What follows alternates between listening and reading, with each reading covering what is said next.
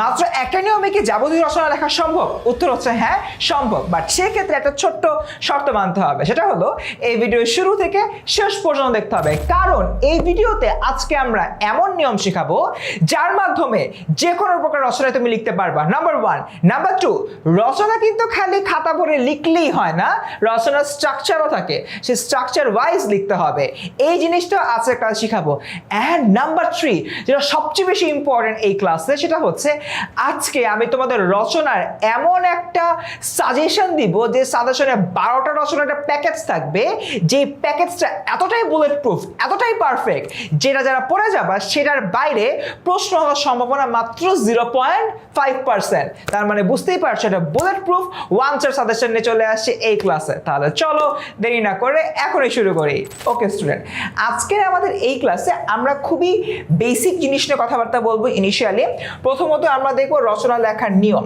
এই যে বাবারা রচনা লেখার নিয়ম রয়েছে, এই রচনা লেখার নিয়ম দিয়ে আমরা হাজারটা রচনা কিন্তু খুব সহজেই লিখতে পারবো, এবং আমাদের এই নিয়ম শেখার মাধ্যমে রচনার যে পূর্ণাঙ্গ 20 মার্ক আছে, 20-এর মধ্যে অ্যাটলিস্ট আমরা 17 থেকে 18 মার্ক কিন্তু এনশিওর করতে পারছি। তো এটা তোমাদের মাথায় রাখতে হবে, নাম্বার 1। নাম্বার 2, আজকে আমরা রচনার একটা ওয়ান স্টপ সাজেশন দেব, যেখানে তোমাদের 12টা রচনা থাকবে, 12টা রচনা থাকবে, এবং আমি তোমাদেরকে গ্যারান্টি দিয়ে বলতে পারি, আমি তোমাদেরকে একদম গ্যারান্টি দিয়ে বলতে পারি, আমাদের যে এখানে 12টা রচনা আছে, এই রচনার মধ্য থেকে তোমাদের বোর্ড পরীক্ষায় প্রশ্ন আসবে। তো তোমরা সামনে যে পরীক্ষা দাও না কেন, সেই পরীক্ষায় এই 12টা রচনা থেকেই যে প্রশ্ন আসবে, এটা আমার গ্যারান্টি। কারণ বিগত বছরগুলোতে প্রত্যেকটা বোর্ডে একটা অথবা 2টা রচনা বাদে প্রত্যেকটা বোর্ডে এই 12টা রচনা 10 বারেরও বেশি সময় ধরে এসেছে, যেটা আজকের ক্লাসে আমি তোমাদেরকে প্রমাণ করে দেখিয়ে দিব। তাহলে চলো স্টুডেন্ট দেরি না করে মূল ক্লাসে দেখে আমরা ঢুকে যাই। ওকে, ফার্স্ট অফ অল রচনা লেখার নিয়ম নিয়ে আলোচনা করব। দেখো, রচনা লেখার জন্য আমার ন্যূনতম 1 ঘন্টা সময় হাতে রাখতে হবে। এই জিনিসটা আসলে অনেক বেশি গুরুত্বপূর্ণ, যে আমরা রচনার জন্য শুরুতে আগে টাইমটা মেজারমেন্ট করে নিব। আমি তোমাদেরকে বলতেছি না এমসিকিউর যে 30 মিনিট রয়েছে, আমি তোমাদেরকে সেটা একটু ব্যাখ্যা দিয়ে বলি, যে আমাদের বাংলা দ্বিতীয় পত্রের পরীক্ষা হয় 3 ঘন্টা। 3 ঘন্টা মানে এটাকে যদি তুমি মিনিটে কনভার্ট করো, তোমার হবে কি 180 মিনিট। 180 মিনিট থেকে তোমার প্রথমেই 30 মিনিট মাইনাস হয়ে যাবে এমসিকিউর জন্য। তার মানে তোমার হাতে থাকবে হলো কি 150 মিনিট। এই 150 মিনিট তোমার কিসের জন্য থাকতেছে? তোমার থাকতেছে হলো গিয়ে নির্মিতির জন্য। ঠিক আছে, তোমার থাকছে নির্মিতির জন্য। এই নির্মিতির 150 মিনিটের মধ্যে তুমি 60 মিনিট রাখবা কিসের জন্য? রচনার জন্য।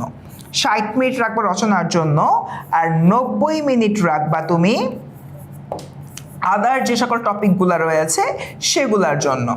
এখন তুমি হচ্ছে কি বলতে পারো যে ভাই আপনি কি বলতেছেন, আমার 60 মিনিট সময় রাখতে হবে?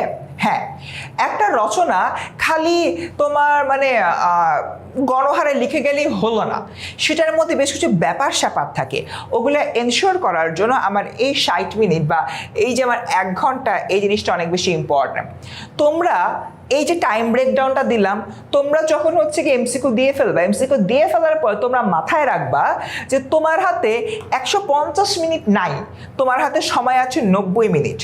এই 90 মিনিটে রচনা বাদে আদার যে জিনিসগুলো আছে ওগুলো শেষ করবা। তারপর 90 মিনিট পরে দেখবা আরে ম্যাজিক, আমার হাতে তো আরো 1 আওয়ার টাইম আছে। ইয়েস, তাহলে চলো আমরা এই 1 আওয়ার ধরে খালি রচনা লিখি। তো তখন তোমার হাতে যে 60 মিনিট রয়েছে, এই 60 মিনিট ধরে তুমি সুন্দর মতো একটা রচনা লিখে ফেলবা। ঠিক আছে, রচনাতে তোমার কয়টা পয়েন্ট দিতে হবে? তোমার রচনাতে ন্যূনতম 15 থেকে 16টা পয়েন্ট দিতে হবে। পয়েন্ট কোনটা? ভূমিকা, উপসংহার। সে ধরো অধ্যবসায় রচনা আসে, তুমি ভূমিকা লিখবা, অধ্যবসায় কি লিখবা, অধ্যবসায়ের গুরুত্ব লিখবা, ছাত্র জীবন অধ্যবসায়, মানব জীবন অধ্যবসায়, মনীষীতে জীবন অধ্যবসায়, তারপর হচ্ছে কি অধ্যবসায় না থাকলে কি হবে, লাস্ট উপসংহার। এই যে তোমার পয়েন্টারগুলো, এগুলো কিন্তু বেসিক্যালি রচনার পয়েন্ট বলে।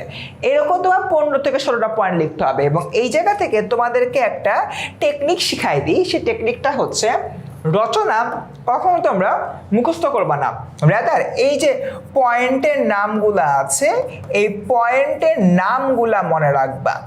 পয়েন্টের নামগুলা হচ্ছে গিয়ে মনে রাখবা, এবং পুরা রচনাটা পড়ে একবার নিজের ভিতরে আইডিয়া নিবা যেটার মধ্যে কি কি আছে বা কি কি থাকে, ওই আইডিয়াটার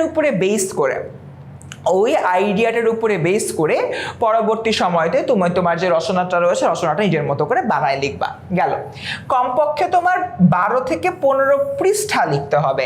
এই জিনিসটা আসলেই গুরুত্বপূর্ণ। আমি অনেককে দেখি 32 পৃষ্ঠা রচনা লিখছে, অনেককে দেখি 5 পৃষ্ঠা রচনা লিখছে, 5 পৃষ্ঠার উপরে উঠতে পারে নাই। একজন লিখতেছে 32 পৃষ্ঠা, একজন লিখতেছে 5 পৃষ্ঠা। মানে দুইটাই ইনসেন, দুইটাই হচ্ছে খারাপ। আমাদের এত লেখা লাগবে না বা এত কমও লেখা উচিত না। আইডিয়াল স্ট্রাকচার হচ্ছে 12 থেকে 15 পৃষ্ঠা। বিষয়টা খুবই ন্যাচারাল যে তোমাকে 20 মার্কের জন্য একটা প্রশ্নের উত্তর করতে হচ্ছে, তোমার কিন্তু একটু বড় করেই লিখতে হবে। ফর অ্যান এক্সাম্পল, আমি ঢাকা ইউনিভার্সিটি থেকে আমার পড়াশোনা শেষ করেছি। ঢাকা ইউনিভার্সিটিতে আমি যখন আমার ফাইনাল পরীক্ষাগুলো দিতাম, এক একটা ফাইনাল পরীক্ষা আমাদের এক একটা প্রশ্নের মার্ক থাকতো 12.5 করে। এই 12.5 মার্কের জন্য আমরা সবাই 12 থেকে 13 পৃষ্ঠা করে কিন্তু লিখতাম, এবং টিচাররাও কিন্তু এই ধরনের পৃষ্ঠা লিখতে আমাদেরকে এনকারেজ করতো, কারণ নাম্বারটা তো অনেক। সেখানে তোমার 20 মার্কের জন্য, যেহেতু তোমরা ছোট, তোমরা এখন এসএসসিতে পড়ছো, সো তোমাদের জন্য এই 12 থেকে 15 পৃষ্ঠা আসলে লিখতে হবে। এটা যদি তুমি না লিখো তাহলে কিন্তু অ্যাকচুয়ালি হবে না, ঠিক আছে? সো আইডিয়ালি এই জিনিসটা লেখো, এর চেয়ে কম কেউ লিখো না প্লিজ, অ্যাটলিস্ট 12 পৃষ্ঠা লেখো। আর এর চেয়ে বেশি কেউ যদি লিখতে চাও লিখতে পারো, বাট মানে ম্যাক্সিমাম 18 পৃষ্ঠা, এর উপরে যাইও না, যাওয়াটা খুবই খারাপ হবে। সো মাথায় রাখবা 12 থেকে 15 পৃষ্ঠা ইজ দ্য আইডিয়াল কেস।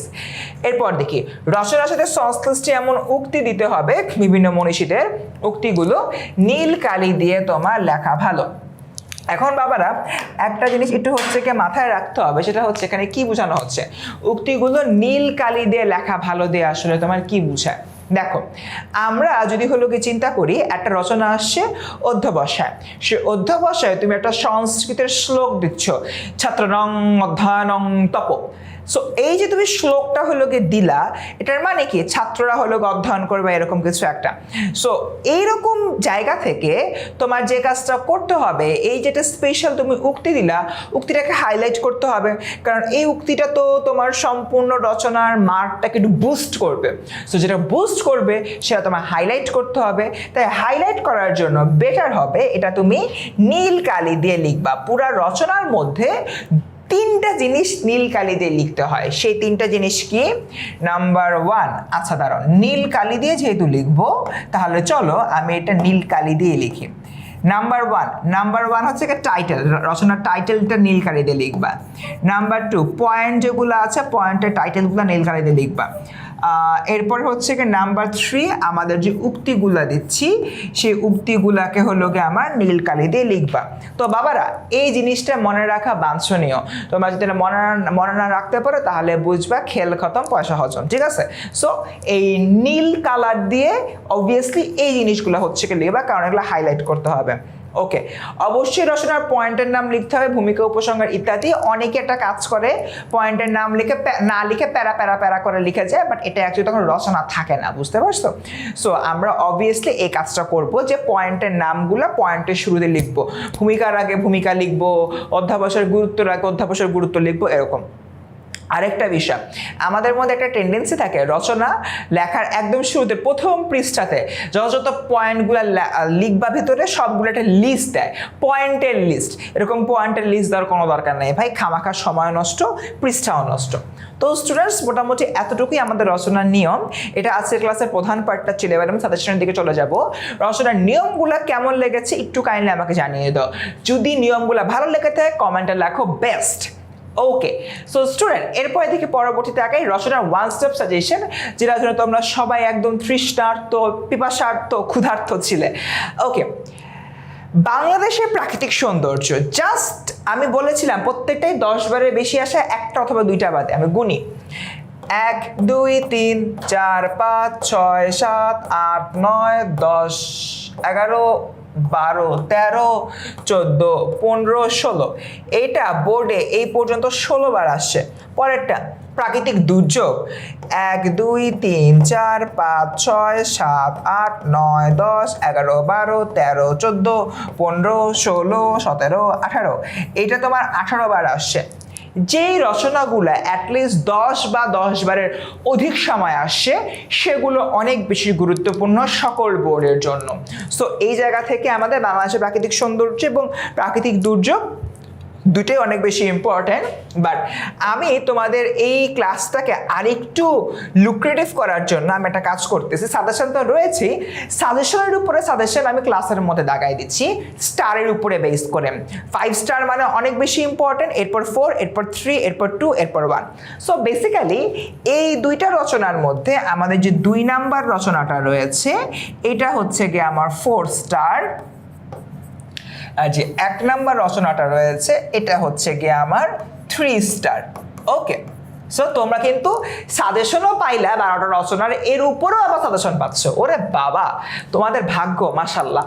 আচ্ছা, এরপর দেখি মানব কল্যাণে বিজ্ঞানের কৃষিকাজী বিজ্ঞান। এখানে একটা দেখতে পাচ্ছ মানব কল্যাণে বিজ্ঞানের মধ্যে আছে তোমার আরো কি কি, বিজ্ঞানের জয়যাত্রা, বিজ্ঞান ও যন্ত্র সভ্যতা, মানব কল্যাণে বিজ্ঞানের অবদান, এবার এদিকে আছে কৃষিক্ষেত্রে বিজ্ঞান, কৃষি উন্নয়নে বিজ্ঞান, কৃষিক্ষেত্রে বিজ্ঞানের অবদান। মানে যে নামে আসুক না কেন রচনা কিন্তু কৃষিকাজে বিজ্ঞান, রচনা কিন্তু মানব কল্যাণে বিজ্ঞান, এটা বুঝাইতে বেসিক্যালি এভাবে দিয়ে দিয়েছি। অনেক সময় দিয়ে দেয় বিজ্ঞান ও যন্ত্র সভ্যতা, প্যারা খেয়ে যাবা, তখন প্যারা খাওয়ার কোনো দরকার নাই, ঠিক আছে, একই জিনিস। সো এই যে দুইটা রচনা, এই দুইটা রচনা আজীবন 5 স্টার, ঠিক আছে, এই দুইটা রচনা আমার আজীবন 5 স্টার। তো বাচ্চারা এটা হলো কি তোমাদের খাতার মধ্যে দাগায় ফেলো, এটা মাথায় রাখতে হবে। গেল, এবং দেখতে পাচ্ছ কতবার আসছে। জাস্ট কৃষিকাজে বিজ্ঞানটা আমি যদি দেখি 25 সালে কত বোর্ডে আসছে আমি এটা দেখি, শুধু 25 দেখবো। 1, 2, তারপর হচ্ছে কি 3, তারপর হচ্ছে কি 4, 5, 6, 7। শুধুমাত্র 2025 সালে এটা তোমার 7 বার আসছে। বুঝতেই পারতেছো এটা অনেক বেশি ইম্পর্ট্যান্ট। আগে এরপর হচ্ছে কি তোমার পরিবেশ দূষণ ও তার হচ্ছে কি প্রতিকার। তোমরা একটা প্যাচ লাগায় ফেলতে পারো, এই প্রাকৃতিক দুর্যোগ আর পরিবেশ দূষণ না, মানে এই দুটা ডিফারেন্ট। এটা বাংলাদেশের প্রাকৃতিক দুর্যোগ, যেখানে বন্যা, খরা, তারপর হচ্ছে জলোচ্ছ্বাস, সাইক্লোন, সুনামি, সিডার, এগুলো নিয়ে কথাবার্তা হবে। আর পরিবেশ দূষণ মানে হচ্ছে গাছ কেটে ফেলতেছে, কার্বন ডাইঅক্সাইড এমিশন হচ্ছে, এগুলো নিয়ে বেসিক্যালি কথাবার্তা বলা হচ্ছে। তো বাবারা এই পার্সপেক্টিভ থেকে যদি আমরা চিন্তা করি, এইটার মধ্যে আমাদের পরিবেশ দূষণ যেটা, এটার ইম্পর্টেন্ট হলো 3 স্টার পরিমাণের, আর অধ্যবসায় হচ্ছে তোমার 4 স্টার, ঠিক আছে।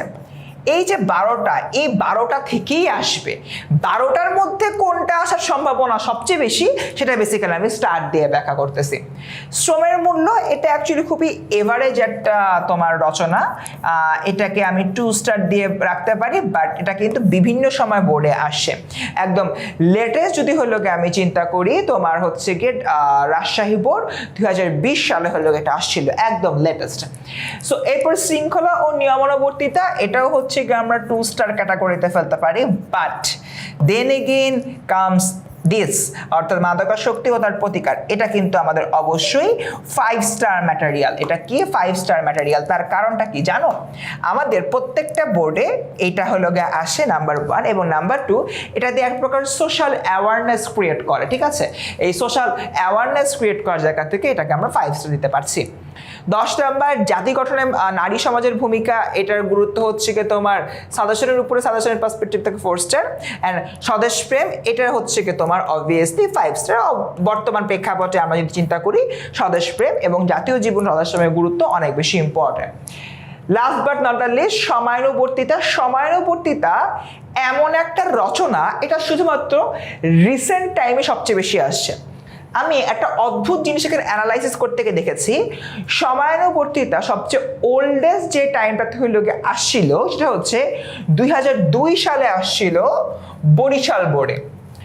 এরপরে দেখো মাঝে আর আসেই নাই, বাট 23-এ আসছে, 24-এ আসছে, 25-এ আসছে, 23-24-এ আসছে, তারপর এদিকে আবার 25-এ আসছে, 24-এ আসছে, 23-এ আসছে। মানে মোস্টলি 2023 সাল থেকে সময়ানুবর্তিতা রিপিটেডলি আসতেছে।